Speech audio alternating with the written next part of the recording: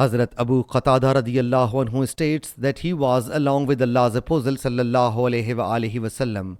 When he reached any route of Makkah Mukarramah, he along with his some companions remained behind. Hazrat Abu Qatada himself was not Muhrim.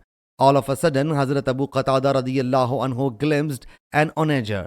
He mounted the horse and asked his companions to hand him his whip, but they refused. He again asked his companions to hand him his whip, but they again refused. He whereupon himself picked up the whip, galloped his horse and killed that onager. Some of the Prophet's companions consumed of it and some of them refused to consume it.